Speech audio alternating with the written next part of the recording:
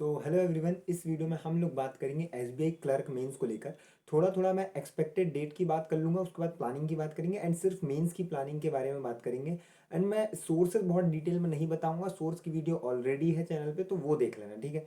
इस पे हम बस कैसे करना है वो बात करेंगे। तो सबसे पहले जो प्री की एक्सपेक्टेड डेट है एसबीआई क्लर्क की, वो है अराउंड 22 फरवरी की, ठीक है। और मतलब ऐसा कोई पक्की डेट नहीं है, जो एक्सपेक्टेड चल रहा है मैं उस पर बता रहा हूँ ना। तो 22 फरवरी की बात है, यानी अभी हमारे पास अच्छा खासा दिन है, 40 डेज समथिंग है हमारे पास। एंड उसके बाद जो मेंस है वो मार्च के एंड या अप्रैल के फर्स्ट में है। मतलब फिर अगेन 30 समथिंग डेज मिल जाएंगे हमको, अराउंड अराउंड मिल जाना है ना। 30 डेज आप मान लो, तो अभी आपको प्री के साथ मेंस भी करना चाहिए। तो मैं उस हिसाब से आपको बताता हूँ कि मेंस में आपको क्या करना है। देखो, मैं अगर इस सिचुएशन में होता, जब भी मैं पेपर दिया, जब मैं ऐसी सिचुएशन में था प्री के साथ मेंस करना, तो मैं जनरली क्या करता था, अगर मेरा प्री स्ट्रांग है, जो कि जनरली मुझे लगता था है, तो मैं मेंस को ज़्यादा टाइम देता था। अब कैसे देता था, मैं डेली मेंस के सारे सब्जेक्ट के लेक्चर्स करता था और ऑल्टरनेट डे पे पीडीएफ करता था। फॉर एग्जाम्पल, आप लोग अभी क्या करो, अगर आपका प्री अच्छा चल रहा है, नहीं चल रहा तो थोड़ा प्री पे ज़्यादा टाइम देना, पर अगर प्री ठीक चल रहा है तो आप क्या करो, मेंस के कंटेंट लेक्चर के थ्रू, पीडीएफ के थ्रू एंड मॉक के थ्रू आप करते चलो। कैसे करोगे आप, मान लो आज आपने करंट अफेयर आपको करना है डेली, और पुराना रिवाइज जो करना है, ठीक है। एसबीआई पीओ क्लर्क के लिए डिटेल स्ट्रेटजी 1 घंटे की बनाई हुई है, तो वो आप देख लेना डेली वाइज। बट अभी मेंस में आपको कैसे इंप्रूव करना है, हम सिर्फ वो बात करेंगे, ठीक है। इस पे रूटीन के बारे में बात नहीं करेंगे कि डेली क्या करना है। देखो, आपको लेक्चर्स करने हैं, पीडीएफ करना है और सेक्शनल मॉक करना है। ऑल्टरनेट डे पे कर सकते हो, या फिर पहले दिन आपने क्लास कर ली, अगले दिन पीडीएफ से कर लिया और अगले दिन सेक्शनल मॉक दे दिया। अभी ये टाइम है जहां आपको वीक में एटलीस्ट एक फुल लेंथ मॉक देना है, सो दैट आपकी आदत हो जाए। अब स्पीड और उस पर भी बात करेंगे, जो काफ़ी डाउट्स हैं लोगों के कि स्पीड नहीं आती या फिर नंबर नहीं आते, मॉक के बाद सॉल्व करो तो बन जाता है, तो उसके सॉल्यूशन पे बात करेंगे। पहली बात, अगर आपको मॉक के बाद बन रहा है, दैट मीन कि आपकी कैपेबिलिटी है करने की क्वेश्चन। बस मॉक के टाइम या तो आप क्वेश्चन सही पिक नहीं करते, या फिर आप पैनिक हो जाते हो। पैनिक अगर हो जाते हो तो आप अपने आप को शांत करने की कोशिश करो, दिन में थोड़ा टाइम खुद को दो, थोड़ा रिलैक्स हो जाओ, उस तरह से करो और थोड़ा शांत रहकर मॉक दो, इतना टाइम का प्रेशर मत लो। पर दूसरी चीज़, अगर आपका क्वेश्चन चॉइस खराब है तो आप क्वेश्चन चॉइस कैसे ठीक करोगे, मॉक एनालाइज करके। मैंने मॉक एनालिसिस की पूरी वीडियो बनाई है, पर अभी मैं बताता हूँ आपको। अगर आप मॉक एनालाइज करते हो, जो टेक्निक मैंने बताई है, अगर उससे, तो आपको ना हमेशा क्वेश्चन देख के थोड़ा 10 सेकंड 20 सेकंड देख के आपको समझ आएगा कि ये क्वेश्चन डुएबल है या नहीं, मैं कर सकता हूँ या नहीं। अब ये जजमेंट जब आपका सुधरता है तो आपका ये चीज़ खत्म हो जाएगा कि मॉक के बाद ये क्वेश्चन बन रहा था पर उस टाइम नहीं बना, या फिर मैंने ये क्वेश्चन नहीं किया, अगर इसकी जगह ये कर लेता तो हो जाता। ये सारी चीज़ें इस तरह से सॉल्व हो जाएगी। अगर स्पीड नहीं आ रही तो बहुत लोग बोलते हैं मॉक ड्रिल्स करो, बहुत सारे टेस्ट दो, है ना। आपको करना है, आपको डेली स्पीड मैथ्स करना है। अब स्पीड मैथ्स से होता क्या है, आप स्पीड मैथ्स में सारे topic, missing number, wrong number, quadratic, simplification, जो भी होता है, daily tables, squares, cubes, percentages, fraction, सब करना है आपको डेली बेसिस पे। इससे क्या होगा, क्वेश्चन जब आप करोगे वहाँ जितने भी कैलकुलेशन के पार्ट है वो आपके जल्दी हो जाएंगे। तो आपको क्वेश्चन में सिर्फ कॉन्सेप्ट लगाना होगा, बाकी कैलकुलेशन आप इंप्रूव कर चुके हो। ज़्यादा से ज़्यादा अभी प्रैक्टिस करो माइंड में करने की, जब आप सिंप्लीफिकेशन करो या जो भी करो आप माइंड में करो। एसबीआई क्लर्क के ऑब्वियस है, थोड़ा लेवल ठीक रहता है, माइंड में आप कर सकते हो ना, मतलब एकदम खराब लेवल नहीं होता और बहुत तगड़ा भी नहीं होता, मिड रहता है। तो आप वो कर सकते हो, तो आप मन में करो, देख के क्वेश्चन को बिना पेन चलाए करो, ज़्यादा से ज़्यादा दिमाग का यूज़ करो। आपकी एक्सरसाइज होगी दिमाग की और उससे धीरे धीरे आपकी स्पीड बढ़ेगी। अब स्पीड दो चीज़ से आएगी। पहला, कॉन्सेप्ट क्लियरिटी होनी चाहिए। कैसे, क्वेश्चन जब आप पढ़ रहे हो, मैंने इंप्रूव अरिथमेटिक की वीडियो में बताया, वो देख लेना। उसमें मैंने बताया है कि आप अगर क्वेश्चन पढ़ रहे हो तो आपको क्वेश्चन पढ़ते पढ़ते उस क्वेश्चन के सॉल्यूशन के स्टेप्स माइंड में आने चाहिए, कि मैं ये करूंगा, यहाँ ये लिखूंगा, यहाँ ये लिखूंगा। आपको पूरी इमेज बननी चाहिए माइंड में कि आपकी रफ सीट पे ये कैसा दिखेगा ये क्वेश्चन, और कितना कम पेन चलाने पे आपका आंसर आएगा। पहली चीज़ ये करना है। और फिर आपकी स्पीड, जो आप, मैं बोला स्पीड मैथ्स करोगे तो स्पीड बढ़ जाएगी, तो उससे आप ये दोनों चीज़ टैकल कर पाओगे, मार्क्स बढ़ा पाओगे मेंस में भी। मेंस में क्वेश्चन सिलेक्शन आपको करना है। स्ट्रेटजी बता देता हूँ कैसे मॉक करना है। स्टार्टिंग ऐसे करना है आपको मॉक की, कि सबसे पहले आपको मॉक में डुएबल्स क्वेश्चन करने हैं। आप क्वेश्चंस को 3 कैटेगरी में लेके चलो। पहला कैटेगरी डुएबल, बहुत ज़्यादा हेक्टिक नहीं, एकदम डुएबल। सेकंड, डुएबल तो है बट थोड़ा सा दिमाग ज़्यादा लगाना पड़ रहा है, थोड़ा सा टाइम ज़्यादा लग रहा है। और तीसरी कैटेगरी बहुत लेंदी है, इजी है पर बहुत लेंदी है, टाइम जाएगा, या फिर इतना टफ है कि दिख रहा छोटा है पर बहुत टाइम जाएगा। तो ये वाली तीसरी कैटेगरी है, इसको आपको लास्ट में टच करना होता है। अगर मैं अपने एक्सपीरियंस से बताऊं, आप मेरे स्कोर कार्ड देख चुके होंगे।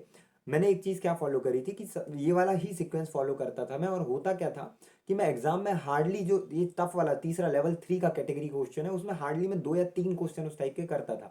बाकी पूरा टाइम आपका उसमें चले जाता है और आप अच्छा स्कोर कर जाते हो, ऐसा नहीं कि नहीं कर पाते। ये मत सोचो मॉक में कि मैंने सिर्फ इजी इजी ही किया है। आप मॉक के बाद जो एनालाइज करोगे उस टाइम, तो रिसॉल्व करोगे ना, उस टाइम पे आप जब पूरा करोगे, तो अगर एग्जाम बहुत मॉडरेट लेवल का जाए, डुएबल कम होंगे, तो सबके अटेम्प्ट गिरेंगे, तब आप, क्योंकि हर बार मॉक में एनालाइज करके टफ क्वेश्चन करते थे, तो आप उस टाइम पे एक्यूरेसी के साथ वो क्वेश्चन करोगे।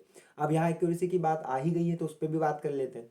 एक्यूरेसी पे आपको बहुत काम करना है। मेरे हिसाब से ट्राई करना है आपको कि क्वेश्चन कम से कम गलत हो। इसके लिए दो चीज़ बोलूंगा। जब आप पहला तो मॉक एंड करो ना, तो रिजल्ट देखने से पहले रुक जाओ, आंख बंद कर लो, और या नोट कर लो कि मैं कितने मार्क्स इसमें ला पाऊंगा। आपका जजमेंट बनाओ कि आपके इतने मार्क्स इस सेक्शन में आ सकते हैं और ओवरऑल इतना आ सकता है। फिर आखिरी में आप चेक करो, जितना ज़्यादा क्लोज मार्क्स होगा उतना ज़्यादा आप अपने आप को समझते हो, आप जानते हो कि मैं कितना कर सकता हूँ। ये चीज़ एग्जाम में बहुत इंपॉर्टेंट होती है, इसको हल्के में मत लेना प्लीज़। मैं ये चीज़ करता था इसलिए बता रहा हूँ। तो आप वो चीज़ करो। दूसरी चीज़ कि आप मॉक के जो क्वेश्चंस हैं उनको रिसॉल्व जरूर करो। टफ से टफ क्वेश्चन इस टाइम ये मत सोचो कि ये रेलेवेंट है या ये इररेलेवेंट है। आप अभी करोगे, दिमाग बढ़ेगा, एग्जाम टाइम आप ऑल मतलब करोगे ही, फिर रेलेवेंट रेलेवेंट क्वेश्चन है ना। अभी आप ये मत देखो कि क्या रेलेवेंट है, आप पूरा का पूरा करो, एक्यूरेसी मेंटेन करो। इंग्लिश हो, कोई भी सब्जेक्ट हो, उस पर एक्यूरेसी मेंटेन करो, ज़्यादा गलत मत करो, है ना। उस चीज़ को ऐसे फिक्स करो कि होता है कई बार ना, हमें लगता है ये क्वेश्चन हो ही गया, आप छोड़ते हैं आगे बढ़ते हैं, पर हमें पता होता है कहीं ना कहीं माइंड में कि नहीं, थोड़ा शायद ये स्टेप गलत है, एक बार देख लूँ।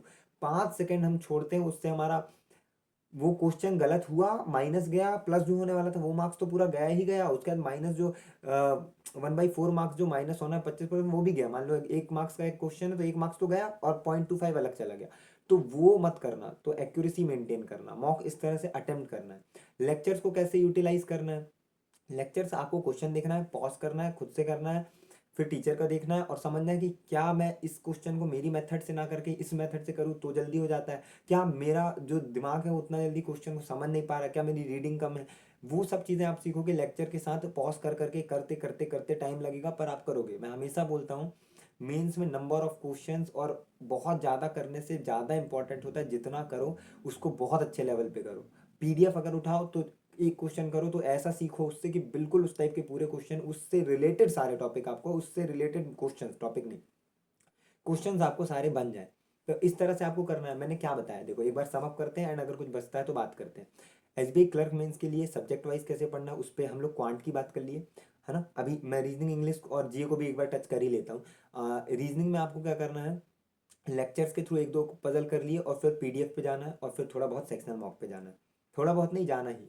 अब पीडीएफ मतलब जब आप टीचर से कर रहे हो तो उस पजल की गलत पॉसिबिलिटी को भी आपको ट्राई करके देखना है कि कहाँ पे गलत हो रही है, कितना देर जाके गलत हो रही है, आपको माइंड ज़्यादा चलाना है, पॉसिबिलिटीज़ बनानी है। फिर पीडीएफ में भी आपको यही करना है और मॉक में आपको वही डुएबल, पहले मिसलेनियस करने हैं, फिर इजी पजल करने हैं, फिर थोड़ा और टफ टफ, वही लेवल 1 2 3 जो मैंने डिस्ट्रीब्यूशन बताया वो करना है। इंग्लिश में वन लाइनर्स मतलब क्या कि फिल इन द ब्लैंक हो गया, ग्रामर हो गया, कॉलम बेस्ड क्वेश्चंस हो गए, क्लोज टेस्ट हो गया, इस टाइप के क्वेश्चंस, है ना। मतलब वर्ड स्वैप हो गया, स्पेलिंग एरर हो गया, ये क्वेश्चंस आपको पहले करने हैं। फिर आरसी और पैरा जंपल पे जाने हैं। आरसी पे काफ़ी लोग क्वेश्चन पूछे, मैं यहाँ पे आरसी का एक बार बताऊंगा, जस्ट एक जीए को टच करके वापस आते हैं, फिर आरसी पे बात करते हैं।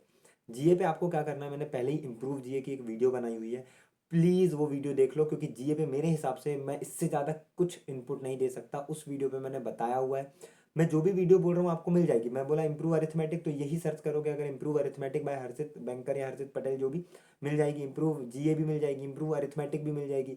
सिंपल नाम रखा हूँ ताकि वीडियो आपको मिल जाए। आप चैनल पे स्क्रॉल करोगे, बहुत वीडियो नहीं है, आपको मिल जाएंगी इंपॉर्टेंट वीडियोस। अब बात करते हैं आरसी की। बहुत सारे लोग बोलते हैं आरसी मीन्स रीडिंग कंप्रहेंशन, ठीक है। उस पर बहुत लोगों को दिक्कत होती है।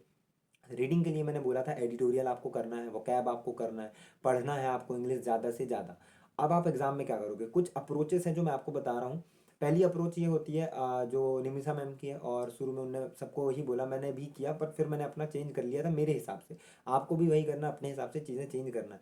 उनने बोला कि स्किमिंग करना है, एंड कीवर्ड नोट करना है एंड क्वेश्चन देख के कीवर्ड नोट करना है एंड जब वो कीवर्ड आएगा तो आपको सॉल्व करना है। मैंने बहुत किया, मेरे से नहीं हुआ। मुझे ये समझ आया कि स्किमिंग में मेरे साथ दो प्रॉब्लम हो रही है। इन्फ्रेंस के क्वेश्चन मेंस लेवल के नहीं बनते, पहली चीज़ मेरे से, है ना, हो सकता है अच्छे जो स्किमर है उनसे बनता हो, मेरे से नहीं बनता। दूसरी चीज़, कीवर्ड नोट करते करते मेरा पेन चलाने का इंग्लिश के टाइम पे बिल्कुल मन नहीं करता, तो मैं वो भी नहीं कर पाया कीवर्ड नोट करके खोजने का। तीसरा, मैं क्वेश्चन देख के आंसर नहीं खोज पाता था, मैं ये चीज़ नहीं कर पाया हूँ, बहुत फ्लॉ है इस चीज़ में मेरे अंदर, क्योंकि नहीं हो पाता है।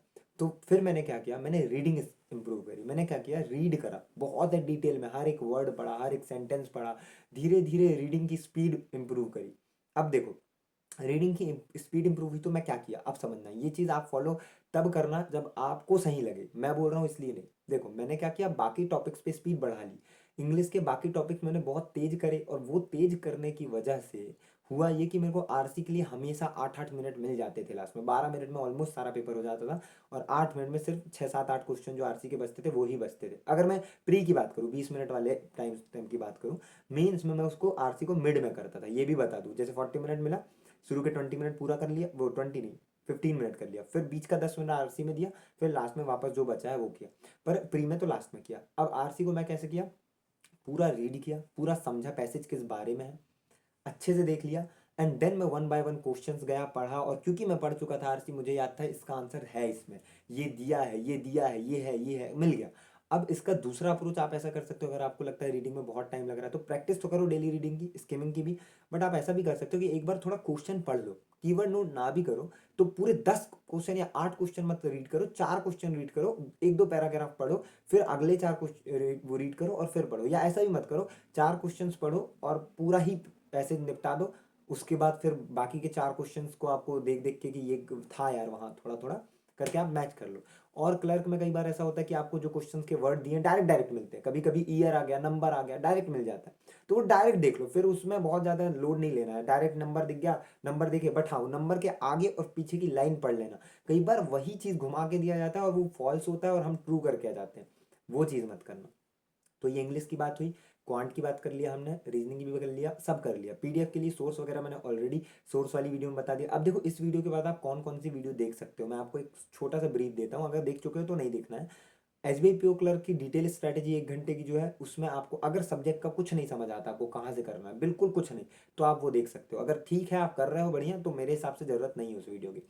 फिर आपको अगर करंट अफेयर में क्या पढ़ना कैसे पढ़ना नहीं समझ आता, इंप्रूव जीए करके एक वीडियो, यही टाइटल है, ये कर लो। इंग्लिश में रीडिंग इंप्रूव करना है, ये सब करना है, तो इंप्रूव इंग्लिश करके वीडियो वो देख लो। अरिथमेटिक में प्रॉब्लम है तो इंप्रूव अरिथमेटिक की वीडियो देख लो। ये वीडियोस हैं जो आप देख सकते हो मेरे हिसाब से। और एसबीआई पीओ क्लर्क का रोड मैप वाली एक वीडियो है, वो आप देख लेना। और सेक्शनल जो, सॉरी सॉरी सेक्शनल नहीं, वो जो मैं मॉक का बताया था कि मॉक को एनालाइज करने की टेक्निक, मेरे हिसाब से बेस्ट वीडियो है वो एक देख लेना। तो ये 4-5 वीडियो मैं बता दिया हूँ, सर्च कर लेना चैनल पे, 100 ही 104-5 वीडियो ही है, आप स्क्रॉल करोगे आपको मिल जाएगी। और बाकी टेलीग्राम ज्वाइन कर लेना, कोई भी डाउट पूछ लेना। इस टाइम पे मेरा डीवी का प्रोसेसर और काफ़ी सारी चीज़ें और चल रही है पैरेलली, तो मेरे पास टाइम नहीं आ पा रहा है, मैं बना नहीं पा रहा वीडियो, रिप्लाई नहीं कर पा रहा। बट जनरली आप देखोगे पुराना जाके तो मैं रिप्लाई किया हूँ। और फिर इस टाइम के बाद एक बार डीवी हो जाए, गूगल मीट के थ्रू और यूट्यूब लाइव के थ्रू हम लोग बहुत अच्छा डिस्कशन करेंगे। एसबीआई क्लर्क मेंस के लिए हम लोग अच्छे से तैयारी करेंगे। बाकी ऑल द बेस्ट, आपको अच्छा करना है।